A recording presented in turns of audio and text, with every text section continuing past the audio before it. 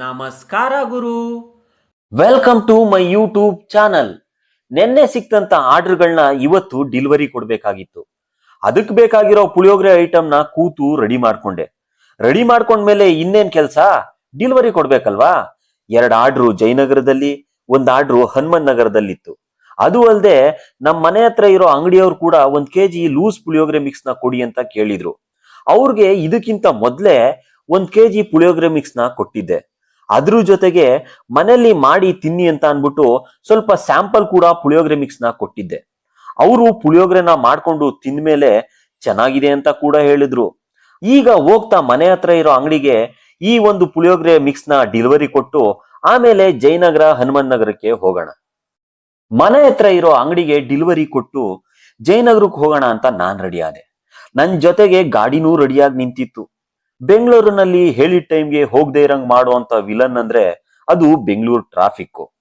ಅದ್ರ ಜೊತೆಗೆ ಇವತ್ತಿನ ಬೇಸಿಗೆ ಬಿಸಿಲಂತೂ ಇನ್ನೂ ನಮ್ಮ ಹೊಟ್ಟೆನ ಉರಿಸ್ತದೆ. ಆ ಟ್ರಾಫಿಕ್ ಸಿಗ್ನಲ್ ಅಲ್ಲಿ ನಿಂತ್ಕೊಂಡಾಗ ಈ ಬಿಸಿಲು ಮೇಲಿಂದ ಹೊಡಿತಾ ಇರ್ತದೆ. ಈ ಗಾಡಿ ಕಾವುಗಳು ಎಲ್ಲ ಸಾಕಪ್ಪ ಅನ್ನಿಸ್ಬಿಡ್ತದೆ. ಆದ್ರೆ ಏನ್ ಮಾಡೋದು, ಒಪ್ಕೊಂಡ್ಮೇಲೆ ಆರ್ಡರ್ಗಳನ್ನ ಡೆಲಿವರಿ ಕೊಡ್ಲೇಬೇಕಲ್ವಾ.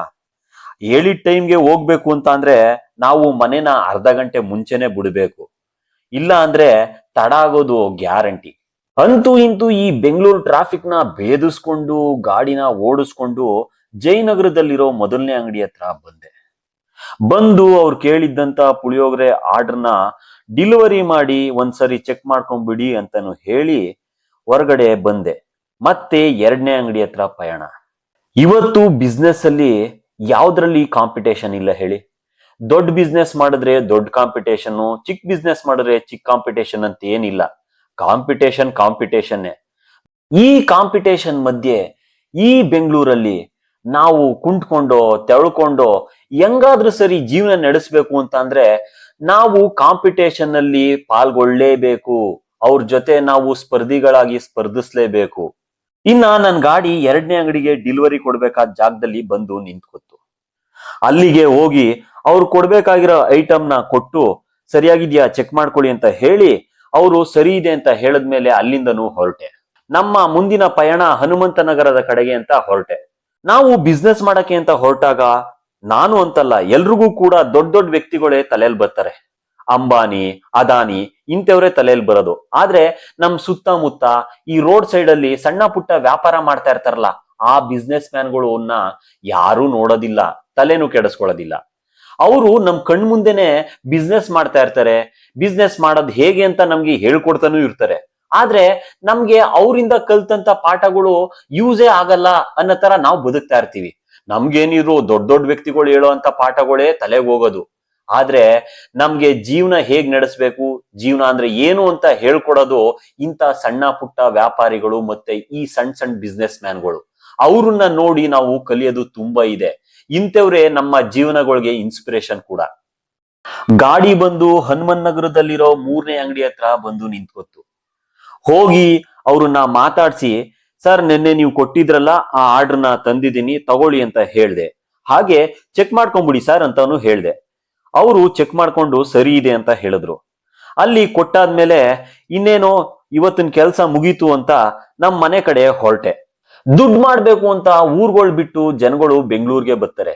ಇಲ್ಲಿಗ್ ಬಂದ್ಮೇಲೆ ಕೆಲವರು ಒಬ್ರು ಕೈ ಕೆಳಗೆ ಕೆಲಸ ಮಾಡೋದಕ್ಕೆ ಸೇರ್ಕೋತಾರೆ. ಇನ್ ಕೆಲವರು ಏನಾರ ಮಾಡ್ಬೇಕು ಅಂತ ಬಿಸ್ನೆಸ್ ಶುರು ಮಾಡ್ತಾರೆ. ಆದ್ರೆ ಹೆಚ್ಚಿಗೆ ಜನ ಇನ್ನೊಬ್ರು ಕೈ ಕೆಳಗೆ ಕೆಲಸ ಮಾಡೋದಕ್ಕೆ ಹೋಗ್ತಾರೆ. ಕಾರಣ ಏನಂತ ಅಂದ್ರೆ ಅವ್ರಿಗೆ ಯಾವುದೇ ಸಪೋರ್ಟ್ ಇರೋದಿಲ್ಲ.